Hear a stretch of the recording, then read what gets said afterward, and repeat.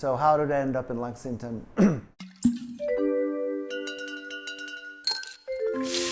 Well, I remember being on a bike ride and riding through here, and I was just like, it's such a cute little town.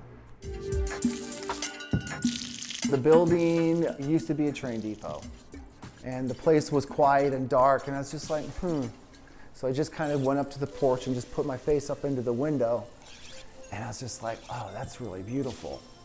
So we come back out, and they open the door, and as soon as they opened the door, and I rolled in here, there was just a smell.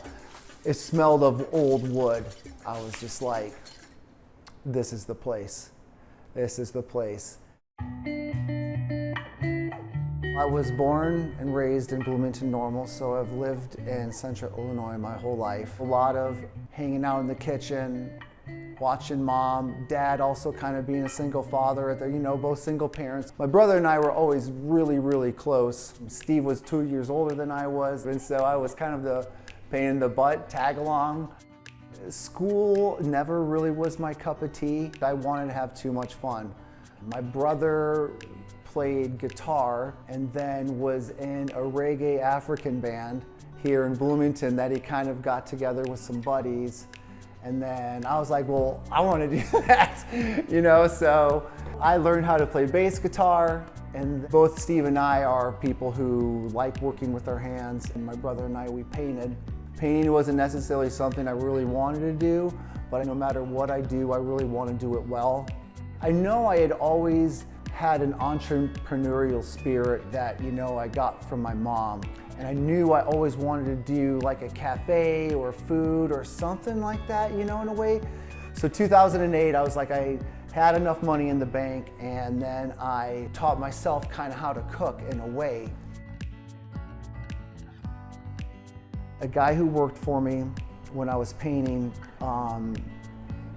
he was from Mexico, and he took me to this little hidden taco kitchen. And it was really, really kind of like my aha moment, kind of like with food. And you walked in there, and it was like being privy into a part of a community that existed in Bloomington that you wouldn't get to be part of unless you knew somebody who knew somebody. Everybody coming in and sharing tacos, eating food. And I was like, I've got to do this. And so I kind of took that as a model. How do I start something? I wanted to have my own business. I'd been my own boss forever. I like being my own boss. And then there was a guy who I worked with, and he's like, hey, Jon, what are you doing, man? What do you want to do? What's your end goal? So I'm talking to him about this, and we're talking food trucks and something like this, and he's like, hey, I just want to show you something. So on the way back, we drive by this place, and he shows me this English double-decker bus that was parked in Bloomington. And I'm like, well, that's gonna be a food truck. This is where the kitchen's gonna be, and this is gonna be I knew exactly. I had already envisioned it all out. And we started a food truck, and we built out this English double-decker bus, and we had a kitchen on the bottom. We had seating up top for 23 people. We brought something to Bloomington Normal that, at the time, only big cities saw. I started doing my own little underground restaurant out of my house. We did brunches, and we did little tasting menu, and it was all word of mouth. We called it the Underground. It was a beautiful space, and one long communal table, and then my kitchen kind of butted right up to it. Our initial run of it, I remember we planned the menu, and we did this 7-course tasting menu out of this cookbook called Le Pigeon, which was a restaurant that we both idolized in Portland, Oregon. And it was just perfect. The music was right, the vibe was right, the food was right, and it was just I still see people who were there, and we still talk about it crystal clear of just our most favorite food experience.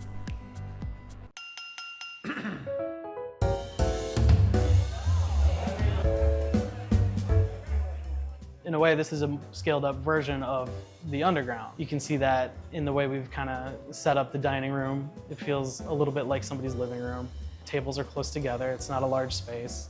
Vision of the food was rooted in seasonality and using local produce through a European lens. Kind of the concept of Haute low, right? You know, elevated stuff, but like in a casual way, which is not, you know, I don't want it to be stiff.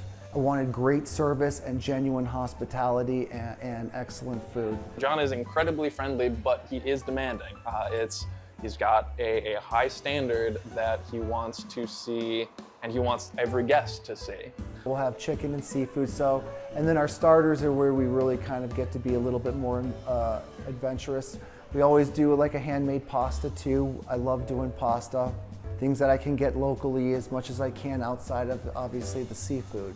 For me, the place has kind of become what like restaurants should be, in that we are really looking for as local as possible when it comes to our purveyors and producers, and we just try and get as local as possible. The seasons are really what's dictating what's going on and what's coming off of the farms.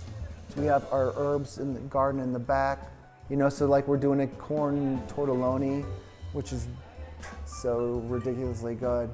The menu is built a little bit like definitely like, you know, our shareables. It's how I love to eat.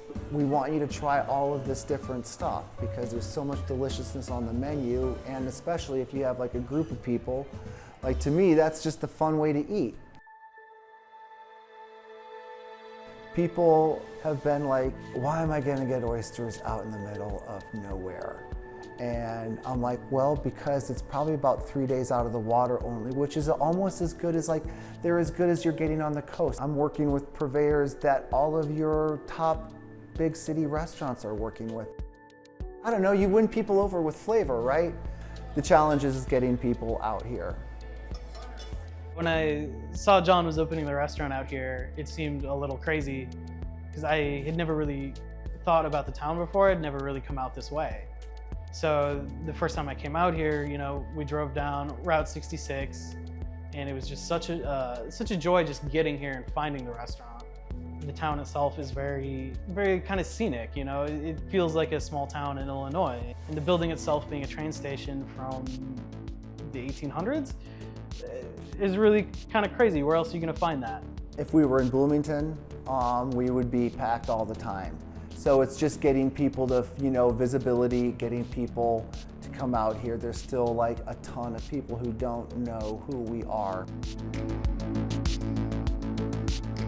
I love what I do. I love coming into a kitchen that I'm surrounded by windows. This building inspires me 100% to come in here and be in, it's magic. Jon talks a lot about the sort of the Japanese philosophy of kaizen, getting 1% better every day, and that is really what we do. I have so much room for improvement still. I feel like I've only just scratched the surface of things. Yeah, that's what keeps me rolling.